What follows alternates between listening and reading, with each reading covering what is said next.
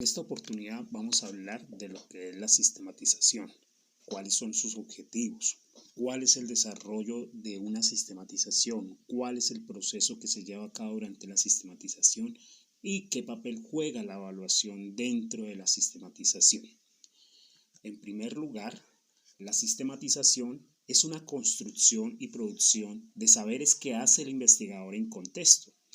Esto permite recrear sentidos y significados de las prácticas y por lo tanto se eliminan unas dicotomías que surgen en la práctica, que son esa distinción entre lo externo e interno y entre lo objetivo y lo subjetivo. Además, toda sistematización tiene un camino entre un plan, un objetivo, en donde se hace un proceso. Y además, la sistematización permite la interpretación crítica de una o varias prácticas a partir de su ordenamiento y reconstrucción, ayudando a describir o explicar la lógica de los factores que han intervenido en dichos procesos y cómo se han relacionado entre sí o por qué lo han hecho de este modo. Los objetivos de una sistematización están vinculados a comprender y mejorar la práctica docente. En ese sentido, permite generar un intercambio de aprendizajes, superar lo descriptivo y lo narrativo para interpretar y generar aprendizajes, así como incidir en políticas para la transformación de la sociedad. En ese sentido, los objetivos de la sistematización permiten mejorar la práctica, intercambiar aprendizajes bajo una retroalimentación y aportar en una reflexión teórica. Ahora, ¿cómo se da el desarrollo de la sistematización? Entonces, la sistematización está enmarcada por una experiencia de un proceso.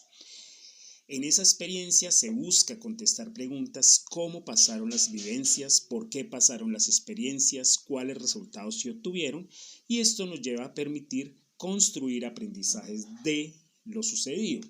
En ese sentido, la producción de conocimiento, de saber, se hace sobre la experiencia, desde la experiencia, y a partir de la experiencia, cada elemento que surja de la investigación que hacemos vincula nuevos escenarios que no han existido antes y también lleva a asociarlos a una realidad que es inédita.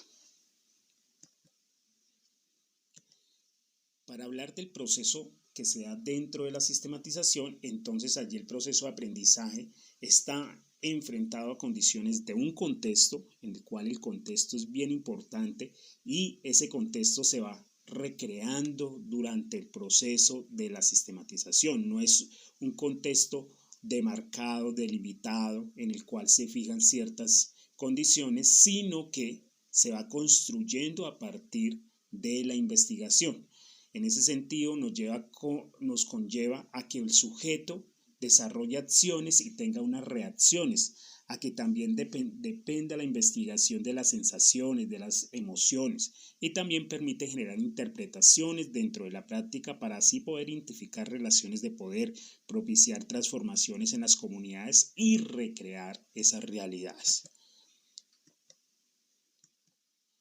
Dentro de la evaluación, entonces, decimos que la evaluación nos ayuda a medir, valorar la distancia entre el plan y ese objetivo, es decir, cómo será ese proceso que se da durante la sistematización. Por lo tanto, la evaluación está marcada como un proyecto dentro de unos niveles de desarrollo en donde se plantea un plan que tiene una propuesta, unos objetivos, los cuales se hacen desde el mismo proceso y no sobre el mismo proceso. En ese sentido, entramos con un saber en las comunidades de acción y pensamiento para distinguir cómo se produce, se aprende y se distribuye.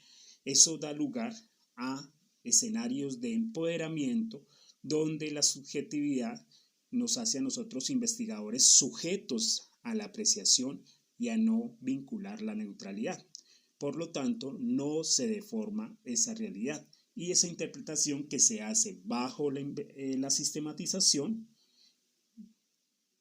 nos lleva a nosotros a tener una interpretación crítica, es decir, un análisis bajo lo que estamos investigando desde todos los escenarios posibles que se dan, vinculando saberes que se dan en el contexto bajo una profundización que amplía la mirada desde un punto de vista holístico del contexto y también nos lleva a tener en cuenta esas experiencias, esas relaciones de poder que también